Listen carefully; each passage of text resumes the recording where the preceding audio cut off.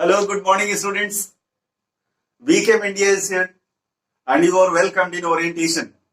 Students, today we are going to talk about a very typical topic of writing section. Most of the students get it very much complicated. They think how to write, what to write, what is the proper sequence of article writing, and how can we design our sentences and thoughts in a proper way so that they can secure good marks in their exams. So for the same purpose, I have designed article writing in a very proper way, in a very easy way to understand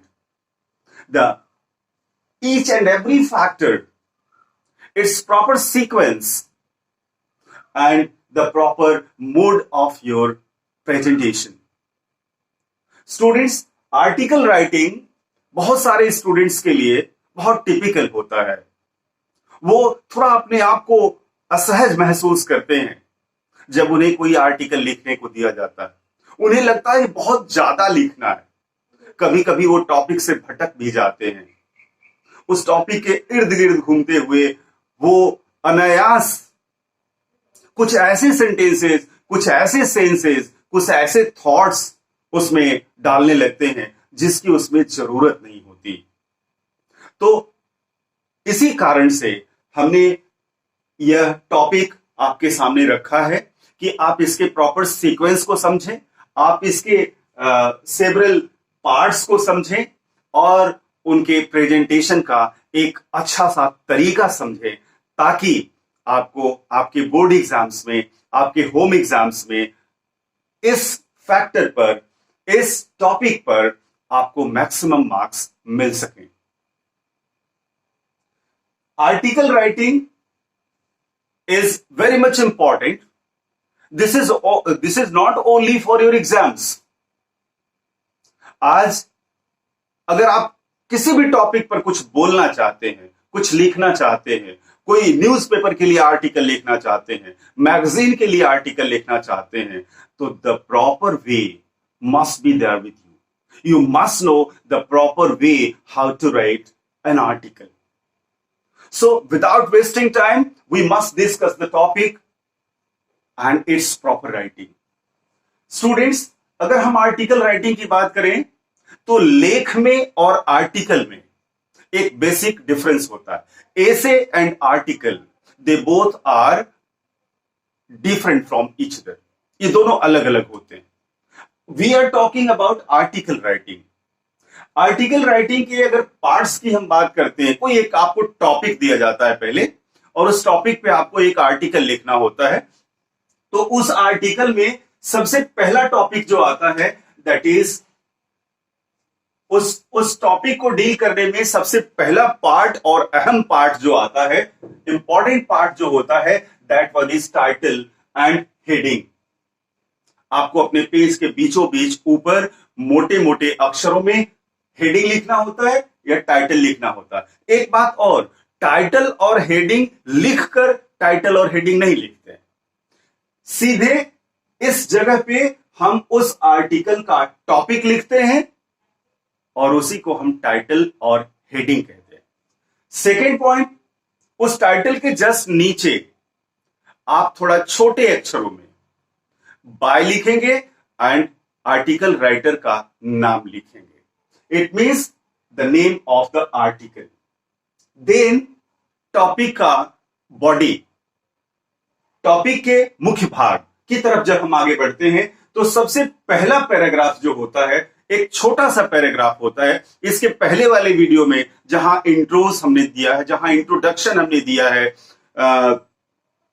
article का, speech का, debate का और report का, उसमें हमने आपको बताया है कि आपको इंट्रोडक्शन से अपना टॉपिक शुरू करना है, अपना आर्टिकल शुरू करना है.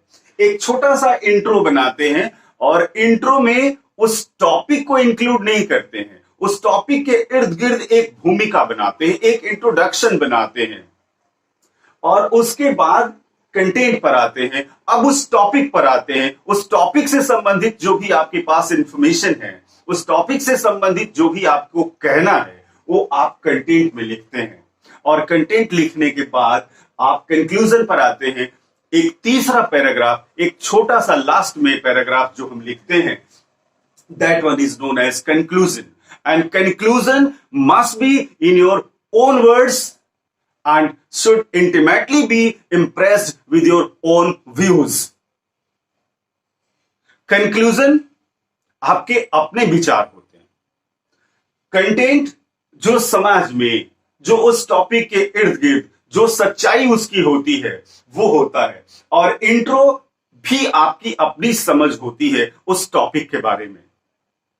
कंक्लूजन, ये पहला टॉपिक टाइटल एंड हेडिंग, दूसरा name of the writer, and तीसरा introduction of the topic, and fourth that is the content, and fifth that is the conclusion. These are the 5 major parts of your article. अगर ये पांचों में से कोई एक चीज आप मिस करते हैं अपने आर्टिकल राइटिंग में, तो certainly you are missing your marks. So you should be very much sincere while you go to write an article. जब आप एक आर्टिकल लिखने चलते हो, तो इन पांचों टॉपिक्स को आप ध्यान में जरूर रखो। आप पांचों हेड्स को, पांचों पार्ट्स को आप अपने ध्यान में जरूर रखो और उसे इंप्लीमेंट करो अपने आर्टिकल राइटिंग में। Through an example, I have tried my best to express this 5 heads and 5 parts of article. One example I have taken here, और एग्जाम्पल में कहा गया है कि child labour occurs in our society.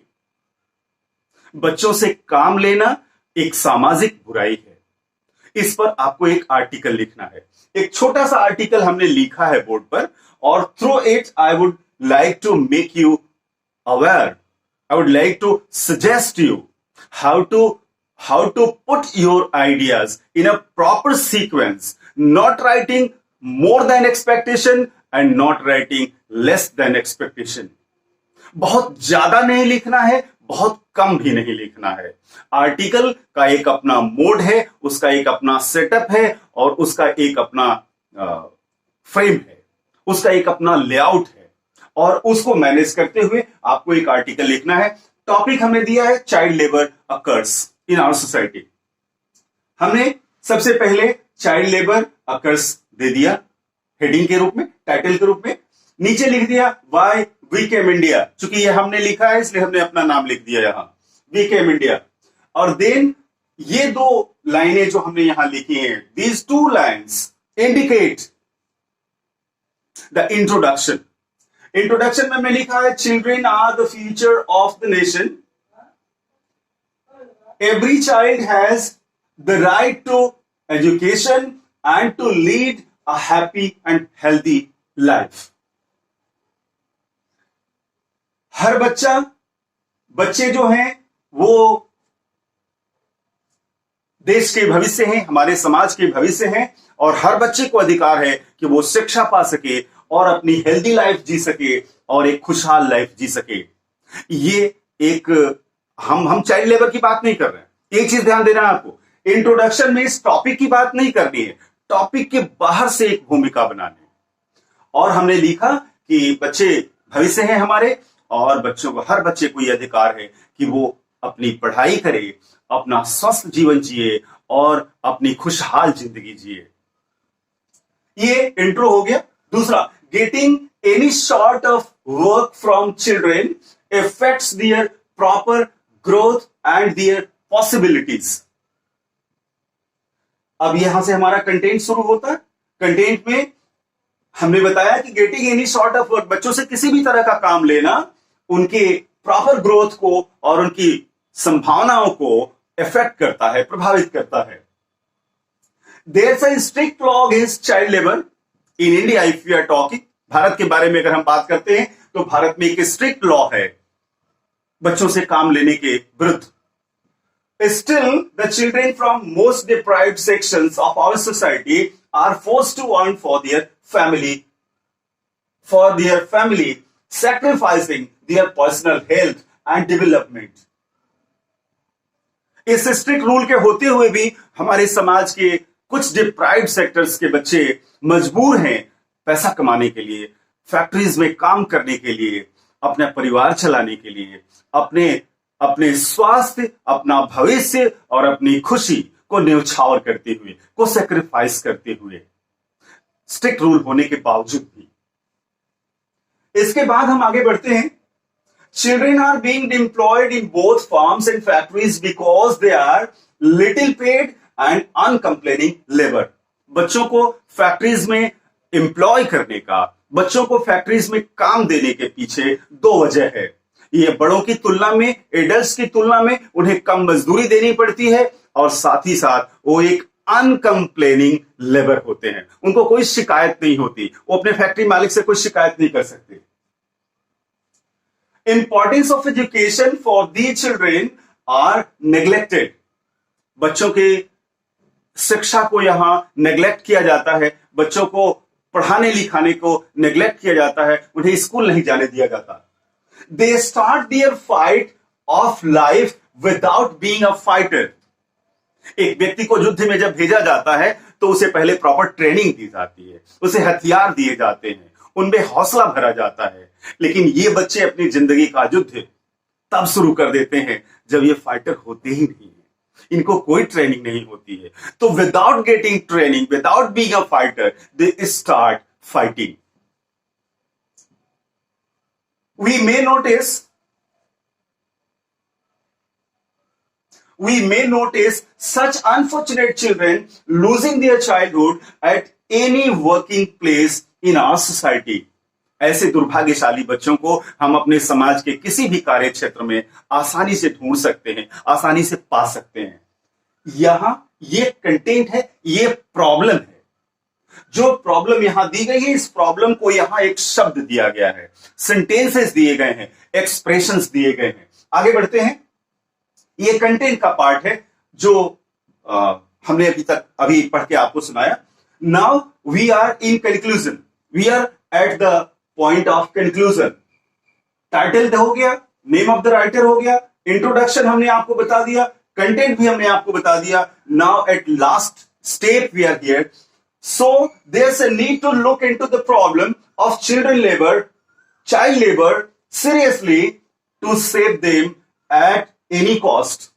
जरूरत है इस बात का कि इन बच्चों से काम लिया जाना, बहुत सीरियसली लिया जाना चाहिए और इन बच्चों के भविष्य को किसी भी तरह से सिक्योर किया जाना चाहिए। किसी भी तरीके से इन बच्चों के भविष्य को रोका जाना चाहिए कि इनका भविष्य खराब न हो। आगे, they must be sent to their right place, that is school, without missing. इन बच्चों को किसी भी कीमत पर स्कूल जाने से नहीं रोका जाना चाहिए और इन्हें स्कूल जाने के लिए प्रमोट किया जाना चाहिए, इन्हें भेजा जाना चाहिए। Child labour is a curse to our mannered society. हमारे सभ्य समाज के लिए बच्चों से काम लेना एक दुर्भाग्यशाली बात है, एक कर्स है, एक अभिशाप है। लास्ट में, let all children enjoy their childhood, एक कोट दिया है, कोट यूज किया है। Let all children enjoy their childhood, let them play, learn and grow together. Let every child play, learn and grow together. यह एक coat है। ध्यान रहे, आपका आर्टिकल एक कोट से शुरू होना चाहिए या एक कोट से खत्म होना चाहिए। आपके आर्टिकल में एक कोट जरूर होना चाहिए, एक ऐसी कोट लाइन जरूर होनी चाहिए, चाहे अंत में चाहे शुरू में। अगर शुरू में आप प्रारंभ में कोट से ही शुरुआत करते हैं तो भी सही है, और अगर इसे लास्ट में देते हैं और इसी से अपना आर्टिकल खत्म करते हैं तो दैट इज ऑल्सो बेटर। मुझे उम्मीद है कि यह आर्टिकल राइटिंग आपको समझ आया होगा और फर्दर जब कभी भी आप कोई आर्टिकल प्लान करेंगे, आर्टिकल लिखने की कोशिश करेंगे, तो you will follow the following tracks, you will follow the following topics, heads and parts of article in a proper way.